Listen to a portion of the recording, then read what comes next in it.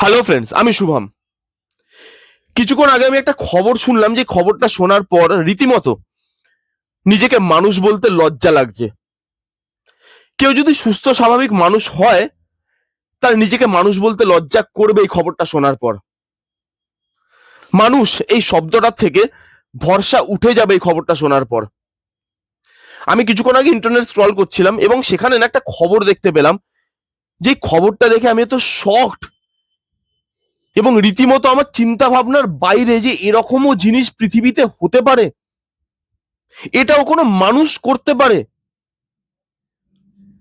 এই খবরটা আমাদের এখানকার নয়, বাংলাদেশের একটা খবর। বাংলাদেশের টাঙ্গাইল বলে একটা জায়গা আছে, আপনারা অনেকেই জানেন। সেই টাঙ্গাইল বলে জায়গায় মির্জাপুর বলে একটা জায়গা আছে, সেখানে মাটির তলা থেকে একজন মহিলা এবং তার 6 মাসের সন্তানের মৃতদেহ উদ্ধার করা হয়। যেই অঞ্চলে এই জিনিসটা হয়েছে, সেই অঞ্চল থেকে অনেকদিন ধরে মানুষরা খুব বাজে গন্ধ পাচ্ছিল। যখন বুঝতে পারলো যে এই জায়গা থেকে গন্ধটা আসছে, সেখানে দেখা যায় যে মাটির তলা থেকে একটা মহিলার চুল বেরিয়ে আছে। কারণ ওই যে পাপ বাপকেও ছাড়ে না, পাপ কখনো চাপা থাকে না। তো তারা খবর দেয় প্রশাসনে। প্রশাসন এসে যখন মাটি খোঁড়ে, সেই মাটির তলা থেকে একজন মহিলার মৃতদেহ এবং তার 6 মাসের সন্তান, মাত্র 6 মাসের সন্তান, তার মৃতদেহ উদ্ধার হয়। যখন তদন্ত করা হয়, জানা যায় যে মহিলাটির সঙ্গে উল্টোপাল্টা কাজ করা হয়েছে, এবং কি কাজ সেটার ভেঙে নিশ্চয়ই আপনাদেরকে বলতে হবে না, সেটা আমি মুখে আনতেও চাইছি না। তো সেই কাজ করা হয়, এবং সেই কাজ যখন তার সঙ্গে করা হয়, তখন তিনি 6 মাসের গর্ভবতী অবস্থায় ছিলেন। তার সঙ্গে বাজে কাজ তো করা হয়, তাকে হত্যা তো করা হয়ই, তার সঙ্গে তার 6 মাসের বাচ্চাটাকেও রেহাই দেওয়া হয় না, তাকেও হত্যা করা হয় এবং মাটির নিচে পুঁতে দেওয়া হয়।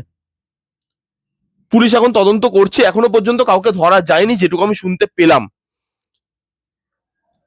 এবং সত্যি কথা বলছি, এটা বাংলাদেশের লজ্জার একটা বিষয়। আমি শিওর বাংলাদেশের প্রতিটা মানুষ এতে লজ্জিত হবে, এবং শুধু বাংলাদেশ বলে নয়, জানেন তো, এটা সমস্ত মানব জাতির লজ্জা।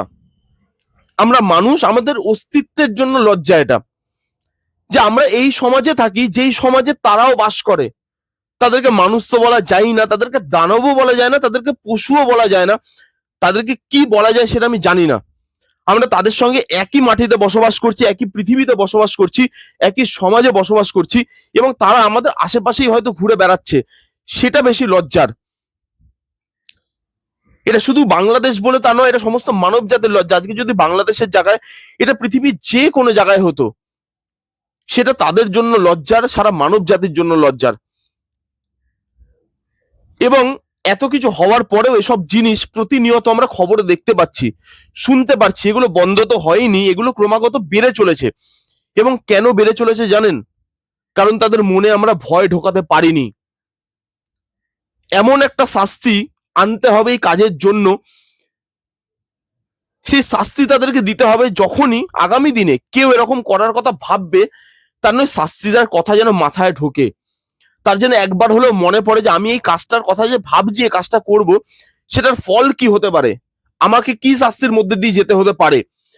সেই কঠোর থেকে কঠোরতম শাস্তি আনতে হবে আমাদের আইনে, এবং সেটা দিতে হবে তাদেরকে। তবে তাদের মনে ভয় ঢুকবে, কারণ তাদের মনে ভয় ঢুকছে না। তাদের মনে যদি আজকে আমরা ভয়টা ঢোকাতে না পারি, এরকম ঘটনা ঘটবে আগামী দিনেও। ইন্টারনেটে 2-3 দিন লেখা হবে, খবরের চ্যানেল খবর করবে, ভিডিও আসবে বিভিন্ন জায়গা থেকে, কিন্তু গোড়া থেকে জিনিসটার কোনো সমাধান করা যাবে না। যারা এই কাজকর্মগুলো করছে, তারা এই কাজকর্মগুলো করতে থাকবে, কারণ তাদের মধ্যে কোনো ভয় নেই। তারা মানুষ তো নয়ই, কারণ মানুষ হতে গেলে মান আর হুঁশ, এই দুটো জিনিসের দরকার। তবে আপনি মানুষ হতে পারবেন। এবং যারা এটা করে, তাদের মান আর হুঁশ তো ছেড়ে দিন, তাদের মধ্যে সামান্যতম লজ্জা, ঘৃণা সেটুকুও নেই। আমি বাংলাদেশের প্রতিটা মানুষকে বলবো, এই জিনিসটা নিয়ে কথা বলুন। এদেরকে এত তাড়াতাড়ি বা এত সহজে ছেড়ে দেবেন না। ওখানকার যে পুলিশ আছে, প্রশাসন আছে, আইন আছে, তাদের উপরে চাপ দিন। তাদেরকে বলুন যে দ্রুত তাদেরকে ধরতে। কেন এতদিন পরেও তারা অধরা, কেন তাদেরকে ধরা যাচ্ছে না, তাদের উপরে চাপ দিন। এবং পুলিশের যে তদন্ত, সেটা আরো ফাস্ট করতে হবে, যাতে দোষীদের মনে ভয়টা থাকে, ভাই পুলিশ তো আমাকে এক বেলার মধ্যে বা একদিনের মধ্যে ধরে নেবে। আমি বেশি দিন পালিয়ে বাঁচতে পারবো না এই কাজটা করার পর, তারপরে ওই শাস্তি তো আছেই। আপনারা বাংলাদেশের মানুষ সবাই এক জায়গায় হন, আপনাদের জন্য এটা সত্যি খুব লজ্জার একটা বিষয়। এটা আপনাদের ওখানে হয়েছে, কালকে অন্য জায়গায় হতে পারে। এটা নিয়ে আপনারা কথা বলুন, তাদের উপরে জোর দিন, এবং যারা অ্যাকচুয়ালি দোষী তাদেরকে সামনে নিয়ে আসুন, তাদেরকে কঠিন থেকে কঠিনতম শাস্তি দিন। কারণ এদের সমাজে থাকার কোনো অধিকার নেই, এদের নিজেকে মানুষ বলার কোনো অধিকার নেই, এদের একটা সুস্থ জায়গায় থাকার অধিকার নেই।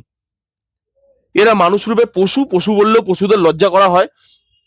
এবং এই খবরটা যখন শুনলাম না, এই খবরটা শোনার পর আমি এত শকড যে এটাও কোনো মানুষ করতে পারে একটা মহিলার সঙ্গে।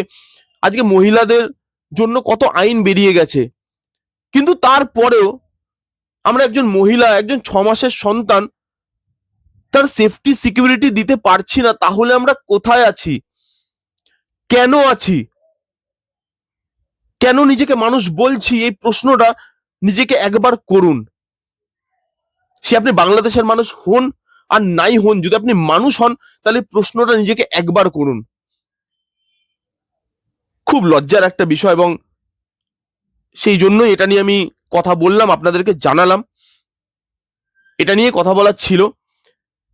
আপনাদের কাদের কি বক্তব্য, আপনারা কারা কারা শুনেছেন এবং আপনাদের বক্তব্য আপনারা কমেন্টে জানাতে পারেন। এই ছিল ভিডিও, দেখা হচ্ছে নেক্সট কোনো ভিডিওতে। ততক্ষণ bye bye, take care and be safe. Most importantly be safe. এখন সেফ থাকাটা একটা লড়াই হয়ে উঠেছে, এবং যে লড়াইতে আমরা জিততে পারছি না। Bye bye.